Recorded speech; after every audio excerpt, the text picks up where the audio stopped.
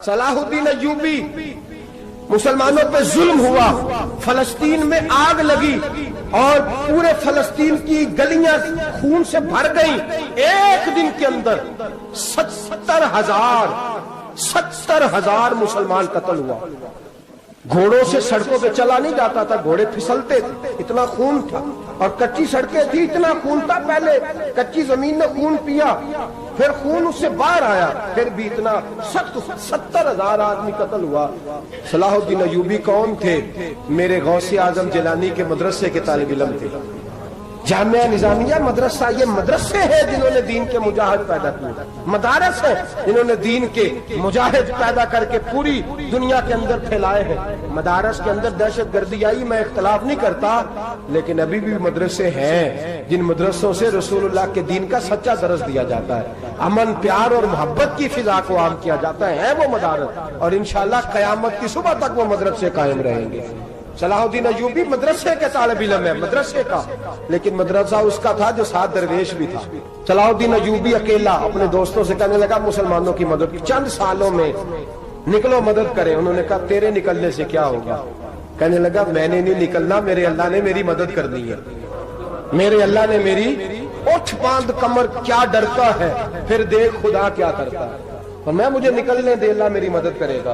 تھوڑا تھوڑا کر کے فوج جمع کی، کوشش کی۔ چند سالوں کے بعد اسی جگہ جہاں مسلمانوں کا خون بہا تھا، اللہ نے اسلام کا جھنڈا پھر سے بلند کر دیا۔ صلاح الدین ایوبی فاتح بن کے مسجد اقصی کے دروازے پہ کھڑا ہے۔ چند سال گزرے، عیسائیوں کا اپنا وہ ظلم ابھی یاد ہے، اور عیسائی سارے لیڈر کہتے ہیں تیاری کر لو، اب ہمارے بچے کاٹے جائیں گے، عورتیں بیوہ ہوں گی، گردنیں کٹیں گی، اب دیکھنا جتنا خون ہم نے بہایا تھا مسلمان اس سے دگنا بہائیں گے۔ صلاح الدین ایوبی گھوڑے پہ کھڑے ہیں اور پوچھتے ہیں او عیسائیوں بتاؤ تمہارے ساتھ کیا کروں؟ گردنیں جھک گئیں، جواب کوئی بھی نہیں۔ تم نے 70,000 مسلمان ایک دن میں مارا تھا، بولو تمہارے ساتھ کیا کروں؟ تم نے ایک دن میں مسلمان یوں کاٹے جیسے گاجر مولی کاٹی جاتی ہے، بولو کیا کروں؟ عیسائی کہنے لگے ہمیں اپنے ظلم یاد ہے، تشدد یاد ہے، بربریت یاد ہے، تو بہتر جانتا ہے تو نے کیا کرنا ہے۔ صلاح الدین ایوبی گھوڑے پہ فاتح کھڑا ہے، آنکھوں میں آنسو آئے، تڑپ کے رویا، کہنے لگا میں تمہارے ساتھ وہی سلوک کروں گا جو میرے مصطفیٰ نے قریش مکہ کے ساتھ فرمایا تھا، لا تصریب علیکم، جاؤ تم پر کوئی زیادتی، جاؤ تم آزاد ہو۔ اس نے کہا تو کر کیا رہا ہے؟ کہنے لگا میں کیا کروں، میں اس محمد کا ماننے والا ہوں جس نے معاف کرنا سکھایا ہے صلی اللہ علیہ وسلم، میرے پیروں میں زنجیر ہے رسول اللہ کی غلامی کی، جاؤ تم آزاد ہو۔ اس نے کہا تم آزاد ہو، لوگوں نے کلمہ پڑھنا شروع کر دیا، اشہد ان لا الہ الا اللہ واشہد ان محمدن عبدہ۔ سارے قبیلے کے کچھ نہ کچھ لوگ مسلمان، ایک قبیلہ رہ گیا مسلمان نہیں ہوتا۔ صلاح الدین ایوبی اپنے خیمے میں بیٹھے ہیں تو ایک بی بی آ گئی، اس قبیلے کا کوئی شخص مسلمان نہیں ہوتا۔ بی بی آئی، آگے کہنے لگی میرے 4 بیٹے جنگ میں کھو گئے، چھوٹے چھوٹے بچے جنگ میں کھو گئے، مل نہیں رہے، فوجیوں کو حکم دے مجھے میرے بچے تلاش کر کے دیں۔ صلاح الدین ایوبی نے جھٹ پٹ سر پہ امامہ باندھا، نیزہ پکڑا، سینے بند باندھا، اپنے جبے کو سمیٹا اور باہر کہنے لگی تو کدھر جا رہا ہے؟ کہنے لگا میں خود تیرے بچے تلاش کر کے دوں گا۔ صلاح الدین چند سپاہی ساتھ گلی گلی نکلے، گلی گلی فجر کے نکلے، اثر ہو گئی، تھک گئے، 2 نمازیں صحرا میں پڑھی، جنگل کے اندر پہنچے تو ایک کونے میں 4 بچے ایک جگہ ڈرے اور سہمے ہوئے بیٹھے ملے۔ صلاح الدین ایوبی اٹھا کے لائے، ماں کو کہنے لگے تیرے بچے ہیں، نکلا اس لیے تھا کہ میرے نبی نے فرمایا بچے جدا ہوں تو ماں کو درد بڑا ہوتا ہے، اور میرے رسول نے فرمایا تھا جب جنگ کرنے جاؤ تو کھیت برباد نہ کرنا، فصلیں تباہ نہ کرنا، بچوں کو ماں سے جدا نہ کرنا۔ فرمایا میں سوچ رہا تھا تیرے بچے کہیں میری وجہ سے جدا ہو گئے تو مصطفیٰ کو جواب کیا دینا؟ فرمایا تیرے بچے ڈھونڈ کے لایا ہوں۔ بچے ماں کے پاس آنے لگے تو ماں نے بڑے بیٹے کے منہ پہ تھپڑ مارا، کہتا اماں کیا ہوا؟ کہنے لگے تو نے سنا نہیں کہ دشمن کے بچوں کی اتنی حفاظت کرتا ہے، میرے پاس نہ جا، اس کے قدموں میں بیٹھ جا، جس نبی کے غلام اتنے سچے ہیں وہ نبی کتنا سچا ہوگا۔ جس نبی کے نوکر اتنے کھڑے ہیں وہ نبی کتنا کھڑا ہوگا؟ جا کے کلمہ پڑھ لے۔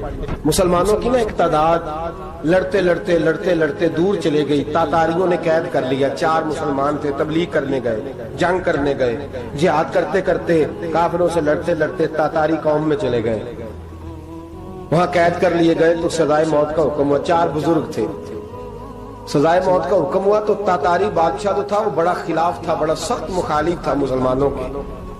اس نے کہا کہ ان کو جب پھانسی دینا نا مسلمانوں کو تو میرے سامنے دینا۔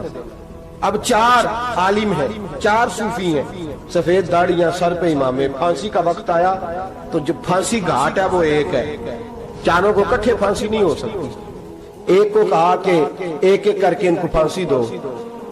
جب پھانسی کا وقت آیا نا تو جو سب سے پیچھے صوفی تھے وہ دوڑ کے آگے آئے، کہنے لگے بادشاہ پہلی باری میری لگا پہلی۔ اب بادشاہ نے کہا ٹھیک ہے اسے لٹکا دو۔ وہ قریب آئے تو دوسرے دوڑ آئے، کہنے لگے نہیں پہلی باری میں نے زیادہ کافر قتل کیے، میرا بڑا جرم ہے، مجھے پہلے سزا دو۔ ان کو پھانسی دینے لگے تو تیسرے آ گئے، کہنے لگے نہیں یہ تو میرا قتل کرتا تھا، رستے میں بتایا کرتا تھا، ڈھونڈ کے میں بتلاتا تھا کہ یہاں زیادہ تعداد ہے، مجھے پہلے پھانسی دو۔ تیسرے کے ساتھ بات ہو رہی تھی تو چوتھا دوڑا آیا، کہنے لگا یہ رستے بتاتا تھا، یہ تبلیغ کرتا تھا، یہ سارا کچھ کرتا تھا، لیکن کہا یہ کہتے تھے چلو واپس چلتے ہیں، میں جانے نہیں دیتا تھا، میں کہتا تھا اور کافر مارنے اور علاقے فتح کرنے، میرا جرم بڑا ہے، مجھے پہلے پھانسی دو۔ بادشاہ کہنے لگا مجھے 35 سال ہو گئے حکومت کرتے، بڑی دنیا کو پھانسی دی ہے، لوگ تو ایک دوسرے کو دھکے دیتے ہیں کہ پہلے تو جا پہلے تو جا، اور تم کیسی قوم ہو کہ ایک دوسرے پہ قربان ہو رہے ہو؟ کہنے لگا تم ایک باپ کی اولاد ہو، جاگ رہے آپ لوگ؟ تاتاری بادشاہ، کافر بادشاہ، اسلام کی مخالفت کرتے ہیں، ایک باپ کی اولاد ہو کا نہیں، ایک قبیلے کے رہنے والے ہو کا نہیں، ایک ملک کے رہنے والے ہو نہیں۔ اس نے کہا رشتہ کیا ہے تمہارا، رشتہ کیا ہے؟ تو بول کے کہنے لگے خدا ایک ہے، نبی ایک ہے، خدا ایک ہے اور نبی منفرد ایک ہے، اس قوم کی نقصان بھی ایک ہی سب کا نبی، اللہ بھی، قرآن بھی ایک، کیا ہی اچھا تھا ہوتے اگر مسلمان بھی ایک، یوں تو سید بھی ہو، مرزا بھی ہو، افغان بھی ہو، تم سبھی کچھ ہو، بتاؤ کہ مسلمان بھی ہو۔ فرمایا ہمارا اللہ ایک ہے، نبی ایک ہے، تو کہا پھر ایک دوسرے پہ جان کیوں دیتے ہو؟ فرمایا ہمارے نبی نے ہمیں بھائی بھائی بنا دیا ہے، بھائی کا دل نہیں کرتا اس کی آنکھوں کے سامنے بھائی چلا جائے، ہمارا دل نہیں کرتا پہلے مجھے دے پہلے مجھے دے۔ بادشاہ کہنے لگا تمہارا جذبہ مجھے متاثر کر گیا، جاؤ میں تم چاروں کو آزاد کرتا ہوں، تمہیں آزاد کرتا ہوں۔ میرے دوستو یہ رنگ تھا، دیکھیں نا، یہ اس دھرتی نے نظام دیکھا ہے نا، اس فلک نے پہلی بار دیکھا، اس زمین نے پہلی بار، اور میرے حضرت صاحب فرمایا کرتے تھے زمین تڑپ کے روئی، اس نے پہلی دفعہ دیکھا۔ احد کا میدان ہے، 3 صحابہ تپتی ہوئی زمین پہ زخموں سے چور چور پڑے ہیں۔ حضرت انس بن نضر رضی اللہ تعالیٰ عنہ پانی کا پیالہ لے کے پہنچے، ایک زخمی سے کہا تجھے پانی پلانا ہے، تو کہنے لگا میرے زخم تھوڑے ہیں، وہ جو ساتھ پڑا اس کے زخم گہرے ہیں، پہلے اسے پانی پلا دے، جا اسے دے دے۔ اس کے پاس پہنچے تو وہ کہنے لگا وہ مجھ سے پہلے گرا تھا، اس کا زخم زیادہ گہرا ہے، اسے پانی پلا۔ تیسرے کے پاس گئے تو کہنے لگا چوتھا تڑپ زیادہ رہا ہے، اس کی عمر زیادہ ہے، میں تو جوان ہوں برداشت کر لوں، بڑھاپے کی وجہ سے نڈھال ہو گیا ہے، پہلے اسے پانی پلا۔ چوتھا کہنے لگا 5ویں کے پاس جا، 5واں کہنے لگا 6 کے پاس جا۔ حضرت انس بن نضر کہتے میں رو پڑا، میں نے کہا محمد کے غلاموں، رسول نے تمہیں کیسا جذبہ دے دیا ہے، زبانیں پیاس سے باہر ہے لیکن تمہاری اخوت مرتے دم تک قائم ہے۔ کہتے میں 7ویں کے پاس گیا تو کہنے لگا اگر 6 قربانی دے سکتے ہیں تو مجھے خود غرض نہ سمجھ، میں نے نہیں پانی پینا، جا پہلے کے پاس لے جا۔ کہتے میں پہلے کے پاس آیا تو روح پرواز کر گئی، دوسرے کے پاس آیا تو روح پرواز کر گئی، میں 7ویں تک آیا تو انتقال کر گئے۔ کہتے ہیں پانی کا پیالہ میں نے اٹھایا اور میں نے زمین پہ رکھا تو میں نے کہا پانی گھما رہنا، محمد کے غلام مر تو جاتے ہیں پر ایک دوسرے کا خیال بڑا رکھا کرتے ہیں، گھما رہنا یہ مر جایا کرتے لیکن ایک دوسرے کا درد۔ میرے دوستو لٹا ہوا برما، روتے ہوئے مسلمان، سسکیاں اور آہیں لیتی ہوئی مائیں پوچھتی ہیں اے خاصا اے خاصان رسول، وقت دعا ہے، امت پہ تیری آ کے عجب وقت پڑا ہے، وہ دین جو بڑی شان سے نکلا تھا وطن سے، پردیس میں وہ دین آج غریب الغربا ہے، فریاد ہے اے کشتی امت کے نگہباں، بیڑا یہ تباہی کے قریب آن لگا ہے۔ اور کیا خوبصورت جملے کہے تھے کہ نبی پاک صلی اللہ علیہ وسلم نے، حضور نے فرمایا تھا میرا مومن ایک جان کی طرح ہوتا ہے، ایک جان کی طرح ہوتا ہے، ایک کو تکلیف ہو جسم کے ایک حصے کو سارا حصہ پریشان ہوتا ہے، فرمایا یہ ایک مکان کی طرح ہے، ایک اینٹ دوسری اینٹ کو مضبوط کرتی ہے، فرمایا یہ مضبوط لوگ ہیں، یہ مضبوط لوگ۔ حضرت عمر فاروق کا زمانہ ہے، ایک آدمی نے سیری بھیج دی ایک گھر میں بطور تحفہ، قحط کا زمانہ تھا، گوشت ملتا نہیں تھا، جانور، ایک آدمی نے سیری بھیج دی ایک آدمی کے گھر میں۔ اس نے کیا کیا؟ اس نے اپنی بیوی سے کہا ہماری تو خیر ہے، ساتھ والا پڑوسی زیادہ غریب ہے، ادھر نہ بھیج دے، یہاں گندم امیر شہر کی ہوتی رہی خراب اور بچی کسی فقیر کی فاقوں سے مر گئی، کہا ساتھ والے پڑوسی کے گھر سے میں کئی دنوں سے بھوک کی آوازیں وہاں بھیج دے۔ اس کے گھر گئی تو اس کی بیوی شوہر کو مشورہ دیتی ہے، کہتی ہے میرے بچے تو دلیر ہے، ساتھ والے کے چھوٹے ہیں، وہ گزارا نہیں، ادھر نہ بھیج دے۔ ادھر گئی، ایک روایت ہے 7 گھر، ایک روایت ہے 21 گھر، 21 گھروں میں گھومتی ہوئی وہ سری پھر پہلے کے گھر میں آ گئی، اور پہلا صحابی کہنے لگا صرف تو نے محمد کا کلمہ نہیں پڑھا، باقی 20 نے بھی پڑھا ہوا ہے، صرف تو نے ہی رسول اللہ سے یہ درس نہیں لیا، باقیوں نے بھی لیا ہے، اور صرف تیرے اندر ہی جذبہ احسار نہیں، تو ہی صرف مسلمانوں سے پیار نہیں کرتی، سارے ہی پیار کرتے ہیں۔ وہ سری پھر آ گئی ہے، اب کیا کرنا ہے؟ اب کیا کرنا ہے؟ تو امام نبوی نے لکھا ہے، وہ کہنے لگی کرنا کیا ہے؟ پکاؤں گی میں اور کھائیں گے 21 گھر، پھر بھی اکیلے نہیں کھائیں گے، پکاؤں گی میں اور کھائیں گے 21 گھروں کے مطابق شوربہ پکا، اور پھر برتن میں ڈال کے وہ بی بی ایک کے گھر کا دروازہ کھٹکھٹاتی ہے، کہتی ہے مصطفیٰ کے غلاموں نکلو باہر اور کھاؤ، اس لیے کہ جس نبی نے مجھے پیار کا حکم دیا اسی نے تمہیں بھی پیار کرنا سکھایا ہے، یہ رنگ چشم فلک نے سکھایا ہے۔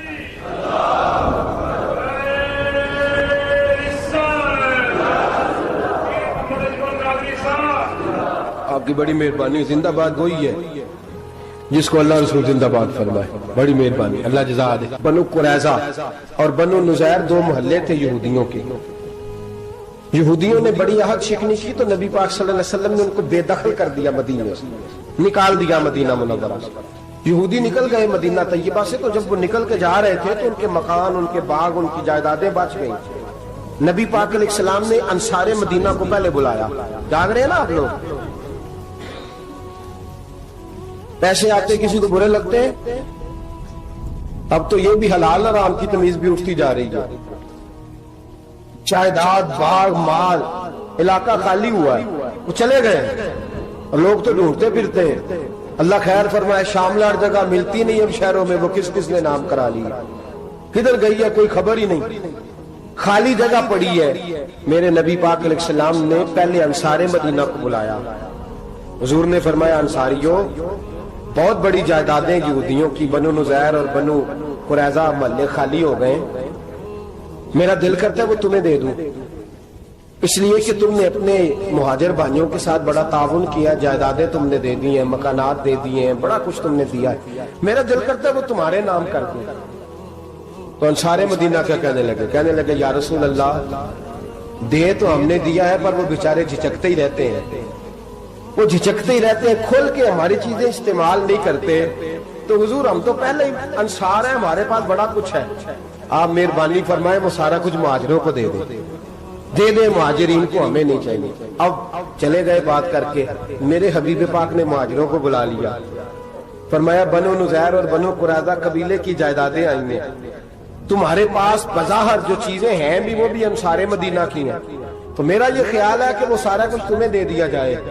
ابو بکر صدیق رضی اللہ تعالیٰ عنہ کہنے لگے یا رسول اللہ صلی اللہ علیہ وسلم ہمارے انصار بھائیوں نے ہمارے لیے دل تک کھول دیے ہیں، حضور انہوں نے ہر چیز بانٹ کے ہمارے سامنے رکھ دی ہے، ہم اتنے خرد غرض ہیں کہ سارا کچھ لپیٹ جائیں، کہ حضور ہمارے پاس جو مکان ہے وہ ہے، ہم کاروبار کر رہے ہیں، تجارتیں کر رہے ہیں، مزدوریاں کر رہے ہیں، ہم انشاءاللہ اور بنا دیں گے، آپ یہ ہماری طرف سے ہمارے انصار بھائیوں کو گفٹ کر دیں گا۔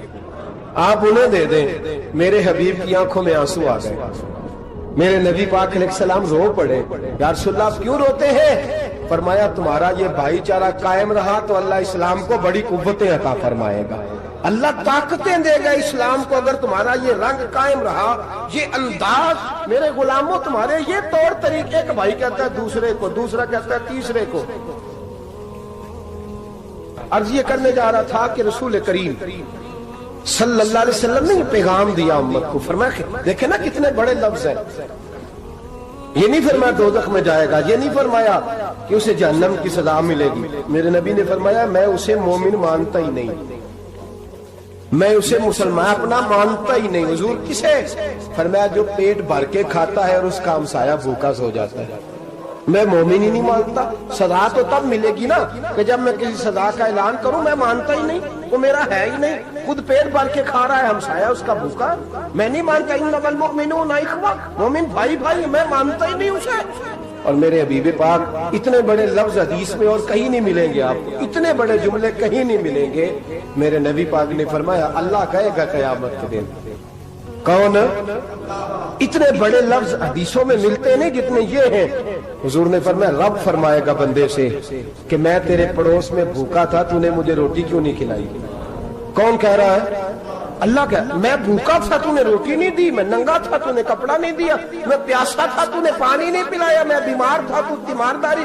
یا اللہ نہ تو کھاتا ہے، نہ پیتا ہے، نہ کپڑا پہنتا ہے، نہ تو بیمار ہوتا ہے. لا تاخذہ سنۃ ولا نوم، تجھے بیماری آتی نہیں، اونگ نیند نہیں آتی. میرے مالک تو میرے پڑوس میں تھا.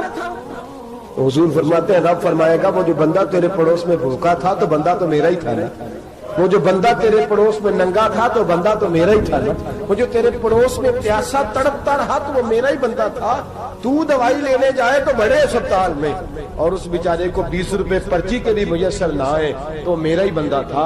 میرے دوست خیال کر اور یاد رکھ، یہ جو ہمسائے ممالک میں ظلم ہوتے ہیں، زیادتیاں ہوتی ہیں. ہمارے گھر کا پنکھا اچھا چلتا ہے، ہم جلوس اس وقت نکالتے ہیں جب ہماری لائٹ بند ہوتی ہے. ہم جلوس اس وقت نکالتے ہیں جب ہمارا ایسا جو ہمیں تنگ کرتا ہے. ہم اس وقت درد محسوس کرتے ہیں جب ہمارے گھر تک آگ آ جاتی ہے.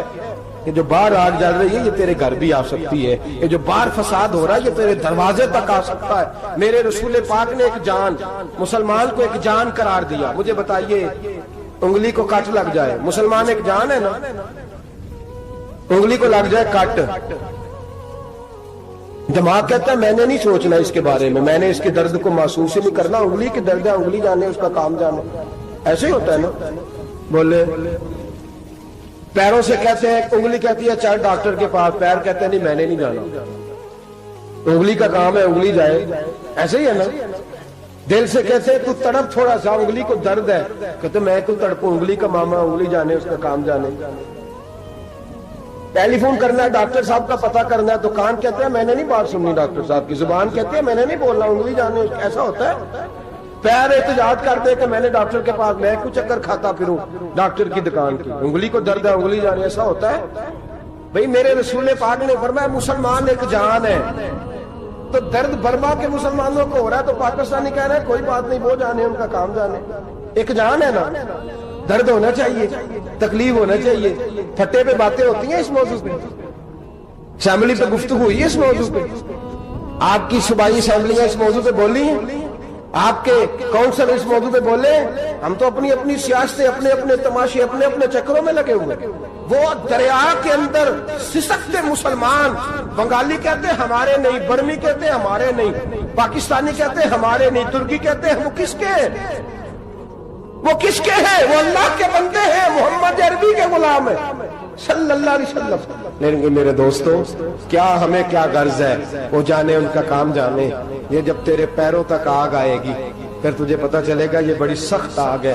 آج جس کافر نے برما پر عرصہ دراز تنگ کیا، مسلمان تھوڑے تھوڑے مفاد لینے کی خاطر نا، بنو عباس اور بنو امیہ کی جنگ چل رہی تھی. بنو عباس جو تھے وہ غالب آ گئے، بنو امیہ جو تھے ان کی حکومت ختم ہو گئی. تو عیسائیوں نے بنو امیہ سے کہا کہ ہم تمہارے ساتھ تعاون کرتے ہیں، ہم تمہارے ساتھ تعاون کرتے ہیں اور بنو عباس پہ غلبہ پا کے تمہیں حکومت دلاتے ہیں. بنو امیہ بڑی جدوجہد کر رہے تھے بادشاہی کے لیے، لیکن انہوں نے کہا کہ ہم لڑ رہے ہیں، کوشش کر رہے ہیں. لیکن ہمیں کسی کافر کی مدد کی ضرورت نہیں. ہم جتنا مرضی لڑیں لیکن کافروں کے ہاتھوں بنو عباس کو مروانے کو ہم تیار نہیں ہیں. ہمیں خبردار، تمہارا آپس کا معاملہ ہے، ہم خود نمٹ لیں گے. تمہیں اجازت نہیں دیتے تم اندر کودو اور کود کر کے تم فسادات پیدا کرو اور مسلمانوں کے اندر تقسیم کرو. میرے دوستو، مسلمان کو سوچنا چاہیے، سوچ بڑی رکھنی چاہیے. گھر کی جنگ سے نکل آ، اب بہو ساس کے جھگڑے سے باہر آ جا، اب محلے کی سیاست چھوڑ کے باہر کا سوچ. اب اسلام کو تیری حاجت ہے.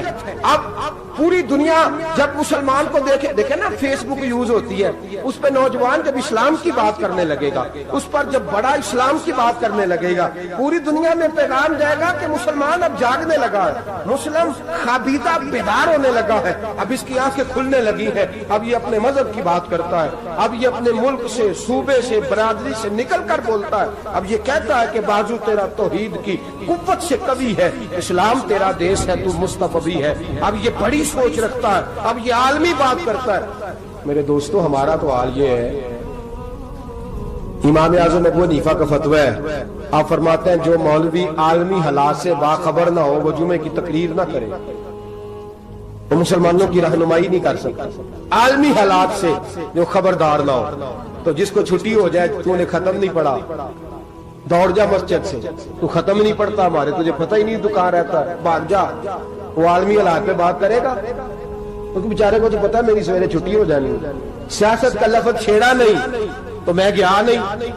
یاد رکھے، وہ جو بیداری ہے، وہ جو اعلیٰ ظرفی ہے، وہ جو بڑی سوچ ہے، وہ جو ملت کی سوچ، وہ جو قومیت کی سوچ ہے، وہ جو آگے بڑھنے کا زاویہ ہے، وہ تو اندر اقبال کہتے ہیں گلا تو گھونٹ دیا اہل مدرسہ نے تیرا، گلا تو گھونٹ دیا اہل مدرسہ نے تیرا. تجھے تو مدرسے والوں نے پلیٹ پکڑا دیا ہے کہ جا سویرے لنگر کٹھا کر کے لا اور دوپہر کو روٹیاں مانگ کے لا اور دیکھ آج مرا کون ہے، ختم کس کا پڑھنا ہے. تو گلا تو گھونٹ دیا اہل مدرسہ نے تیرا، اب کہاں سے آئے گی صدا لا الہ الا اللہ. تو گھونٹ دیا تیرا گلا، تو کیسے بڑی بات کرے گا؟ بڑی بات کے لیے بڑی سوچ چاہیے، بڑی تگودو چاہیے، بڑی کوشش چاہیے، بڑا حوصلہ چاہیے. مسلمان چھوٹی چھوٹی لڑائی میں، چھوٹی چھوٹی جنگ میں، ایک دکاندار دوسرے دکاندار سے لڑ رہا ہے، گلی والا دوسری گلی والی سے لڑ رہا ہے، محلے والا محلوں پہ اعتراض. ایک شہر میں رہنے والے میں نے دوسرے محلے پہ اعتراض کرتے دیکھا. یقین کریں، ایک شہر میں رہنے والے، علاقے میں بسنے والے کہتے ہیں بھائی توبہ ہے اس محلے تو اللہ ہی بچائے. لا حول ولا قوت. وہ جو تقسیم در تقسیم کی سوچ ہے، اس نے چھوٹے چھوٹے ٹکڑوں میں مسلمانوں کو بانٹ دیا ہے. چھوٹی چھوٹی تقسیم ہے، چھوٹا چھوٹا ہمارا مزاج ہے، چھوٹی سوچ ہے. بڑی سوچ کی بات سنیے. صلاح الدین ایوبی، جاگ رہے ہیں نا آپ لوگ؟ تو آخنا حضرت صاحب ایڈی وڈی گل چھیڑ چھڑی ہے، یہ مطلب ہی کون نہیں، کنے برما جانا ہے تو کنے مدد کرنی ہے. میں تو بھائی فریضہ سر انجام دے رہا ہوں. میرے نبی نے فرمایا برائی کو یا ہاتھ سے بدل، ہاتھ سے نہیں بدل سکتا تو زبان سے تو بولنا. تو میں معذور ہوں، کمزور آدمی ہوں، ہاتھ سے بدلنے کی طاقت نہیں رکھتا، تو دوسرے درجے پہ تو مجھے عمل کرنے دو نا. اثر کرے نہ کرے سن تو لے میری فریاد، نہیں ہے داد کا طالب یہ بندہ آزاد. رونے تو دو، تڑپنے تو دو، آہیں تو بہانے دو، سسکیاں تو لینے دو، مار کھائیے تو تڑپنے تو دو. وہ قرآن پاک برما میں پابندی لگی ہے تو میں یہاں سوچنے لگا ہوں کہ وہاں تو پابندی لگی ہے، یہاں پہلے ہی لوگ کوئی نہیں پڑھی. معاذ اللہ تعالیٰ حالات دن پہ دن مسلمانوں کے لیے ایک ایک کر کے. افغانستان میں جو آگ لگی تھی، پھر وہ عراق میں بھی لگی، پھر وہ لیبیا میں بھی لگی، پھر وہ مصر میں بھی لگی، پھر وہ یمن میں بھی لگی، سعودی عرب میں دھماکے ہوئے. میرا دل تڑپا ہے، مجھے پریشانی ہوئی. میں بچے پاس تھے، میں بڑا ڈسٹرب ہوا. میں نے کہا یار یہ ہمارا سب کا اجماعی عقیدت کا مرکز ہے. ہم کم از کم 1000 اختلاف کے باوجود کہا کرتے تھے کہ عرب میں امن ہے یار، وہاں سکون ہے، وہاں دکانیں کھلی چھوڑ کے لوگ چلے جاتے ہیں. وہاں بھی فساد ہونے لگا، وہاں بھی آگ بڑھ گئی ہے. لیکن ہم صرف چھوٹی چھوٹی کر کے جب آگ بجھانے کی کوشش کریں گے، اس وقت آگ نہیں بجھے گی جب ہر آدمی اپنے پیالے میں پانی لے کے آئے گا، ہر شخص اپنے گھر کی نل چلائے گا، ہر شخص نلکا چلائے گا اور پانی نکال کے یہ آگ بجھائے گا، تب یہ آگ بجھے گی. ہر آدمی کو کردار سوچ بڑی کرے، نظریہ بڑا کرے، ملت کی بات کرے، مسلمان ہو کے سوچے، مسلمان ہو کے سوچے. خدا را نکلے یہ گھر کے جھگڑوں سے، تھوڑی دیر کے لیے اپنے آپ کو بڑا کرے، بڑی سوچ آپ بنائیں. جب دوستیاں لگائیں، یارانے لگائیں کہ چھوٹے موٹے حساب سے بچیں. بابا بلے شاہ صاحب فرماتے کوڑے ورک کتاب نہیں ہوندے، کوڑے ورگ کتاب نہیں ہوندے، پتھر دل گلاب نہیں ہوندے، او بلیا یاری سوچ کے لائی یارا نال حساب نہیں ہوندے۔ پھر ذرا نکلے اس حساب کتاب سے باہر، بلیا یاری سوچ کے لائیں یارا نال حساب نہیں ہوندے۔ پھر ذرا بڑا ذہن کرے، چھوڑے اپنے حساب۔ یبصرون علی انفسہم ولنبلونکم بشیء من الخوف والجوع ونقص من الاموال والانفس والثمرات۔ پھر حساب کتاب سے نکلے، پھر امام علی مقام کی طرح یہ سوچ بنائے کہ حسین کے بچے چلے جائیں تو کوئی حرج نہیں، امت پر آنچ نہیں آنی چاہیے۔ ایک امام علی مقام، کل تک امام میدان میں کھڑے تھے تو اکیلے تھے، لیکن آج پوری دنیا کہتی ہے حسین ہمارا ہے، حسین ہمارا ہے۔ آج نظریہ امام علی مقام زندہ ہے، تو اکیلا ہے تو کھڑا ہو، یہ نہ کہا کر چھوٹی سی مسجد ہے، ایک کونا کا کھڑکاوا، مولانا تقریر کر رہے ہیں تو کیا بنے گا؟ ایک آواز کہیں سے گونجا کرتی ہے، پھر اس میں تاثیر میرا اللہ پیدا فرما دیا کرتا ہے، پھر اس کے اندر قوت میرا رب پیدا فرما دیا کرتا ہے، پھر اللہ اس میں تاثیر پیدا کر کے چار دانگ عالم میں پھیلا دیا کرتا ہے۔ جب آپ نماز پڑھ رہے ہوتے ہیں، جب آپ کا مصلی آباد ہوتا ہے، صلاح الدین ایوبی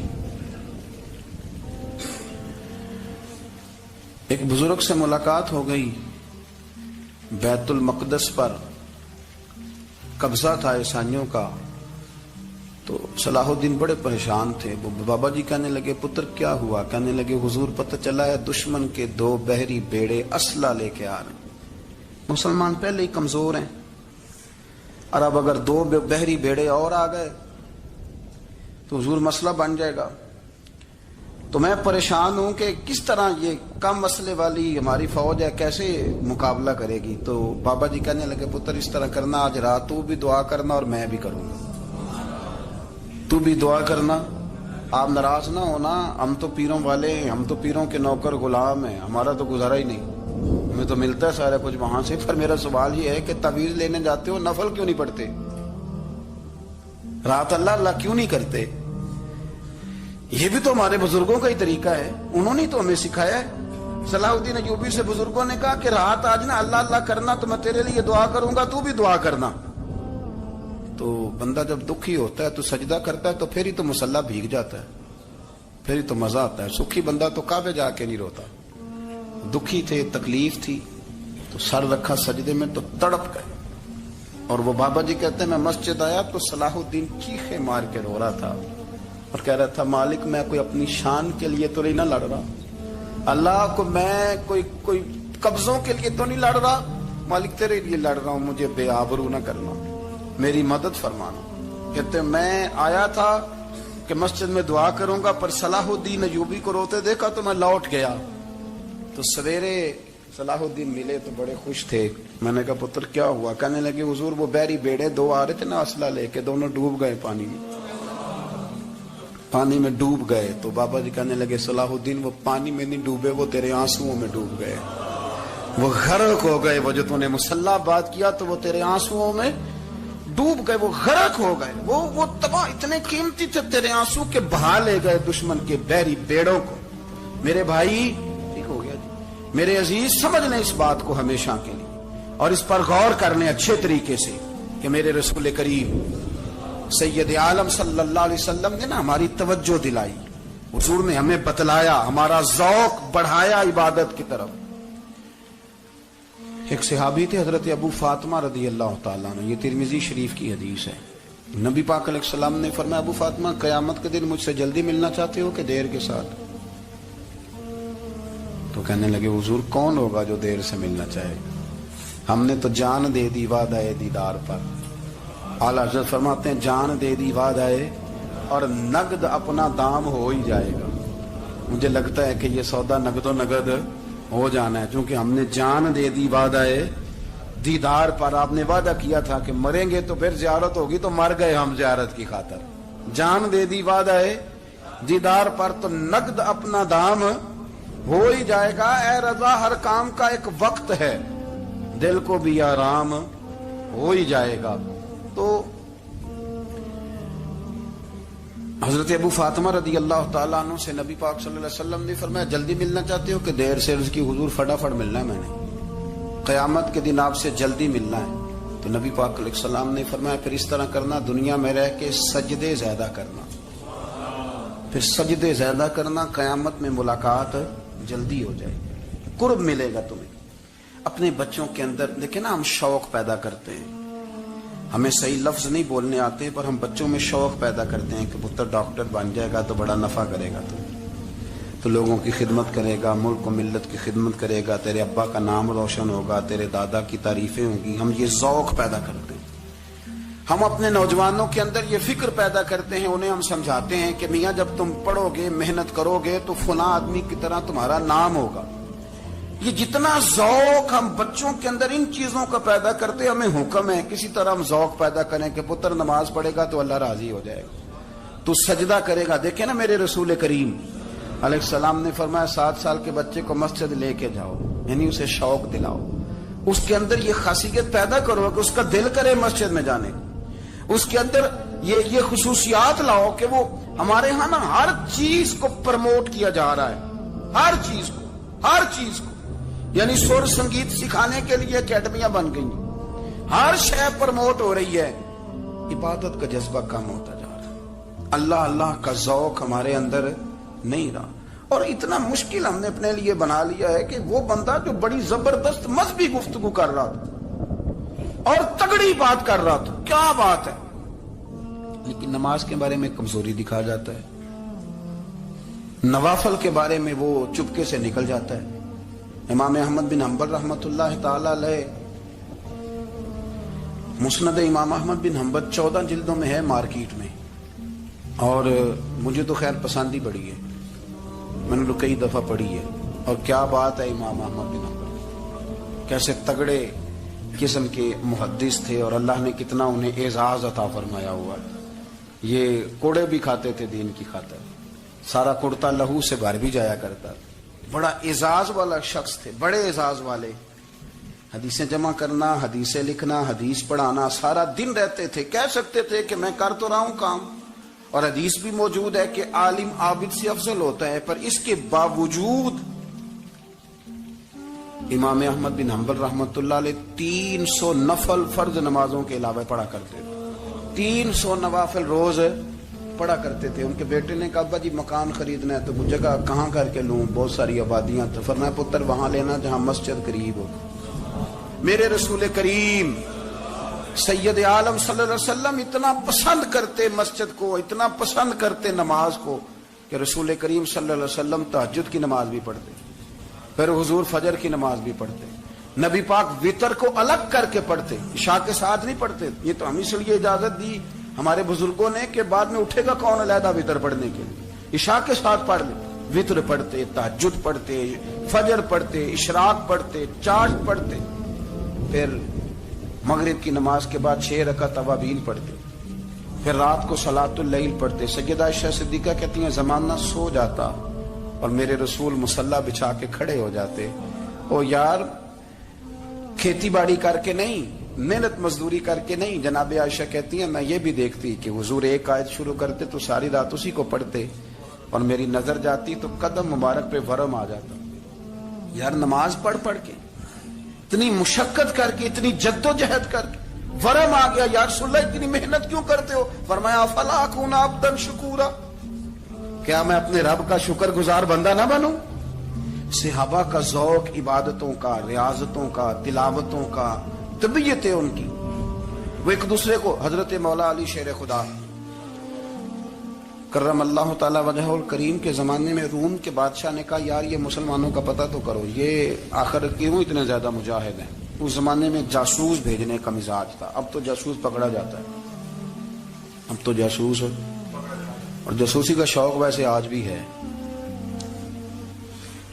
عرض کروں تھوڑی سی بات اس عنوان سے. پتہ کیا ہمارا مسئلہ ہے؟ ہم جہاں جاتے ہیں نا وہاں تھوڑی خوشبو سونگنے کی کوشش کرتے ہیں. وہ کیا ہے تو یہ کیا ہے تو ادھر کیا ہے تو تھوڑا سا ادھر کیا ہے. میرے رسول پاک پڑھیے درود شریف، سارے پڑھیے ذرا زور سے، صلی اللہ تعالی. نبی پاک علیہ السلام نے فرمایا جاسوسی نہ کرنا ورنہ تم بندوں کو خراب کر دو، اور فرمایا اس طرح نہ ہو کہ تم کسی کے اب کھول نہ نکلو تو تمہارے پہلے کھول جائیں. یہ جو ذوق ہے نا یہ ختم کریں، چھوڑیں. مطلب آپ کس چکر میں پڑے ہوئے ہیں؟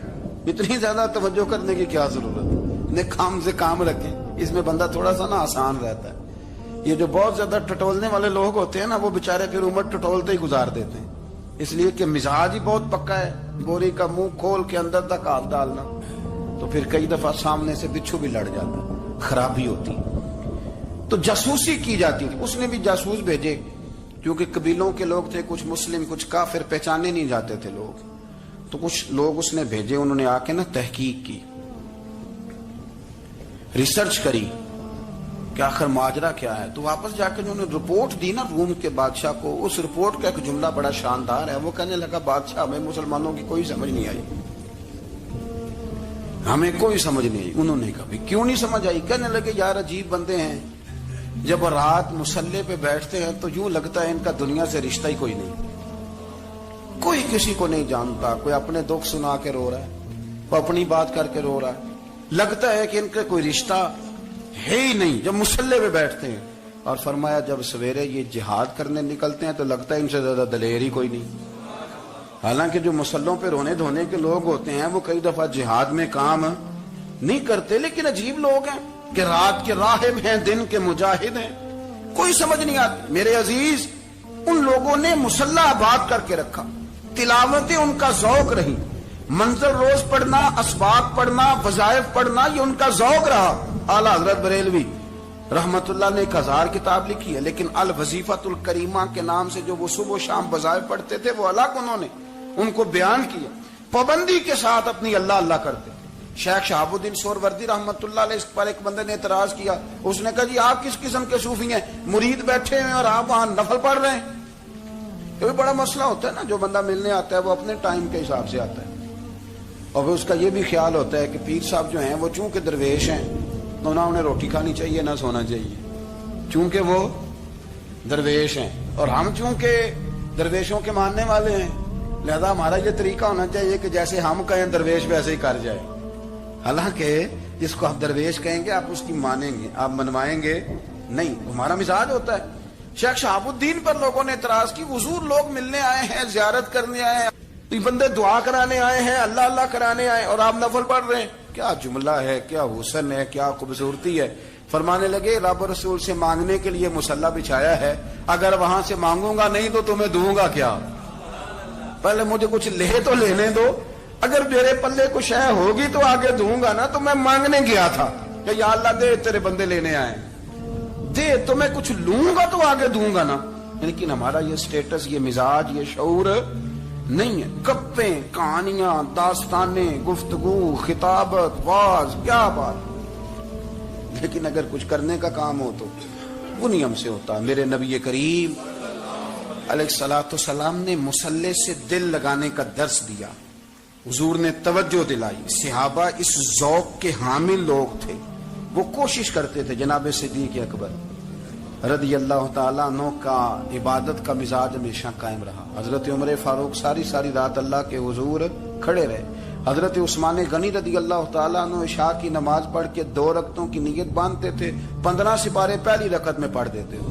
محمد ہمارے بڑی شان والے، محمد ہمارے بڑی شان والے، محمد ہمارے بڑی شان والے، لگاتے ہیں نعرہ یہ ایمان والے، محمد ہمارے بڑی شان والے، جب آئے زمین پر محمد ہمارے، فلک نے بچھائے زمین پر ستارے،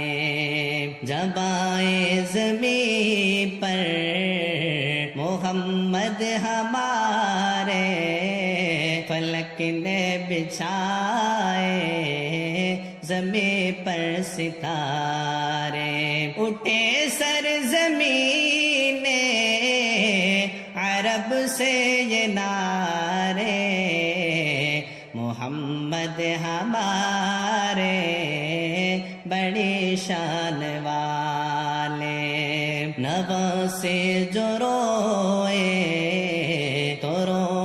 محمد وہ جب تک نہ سوئے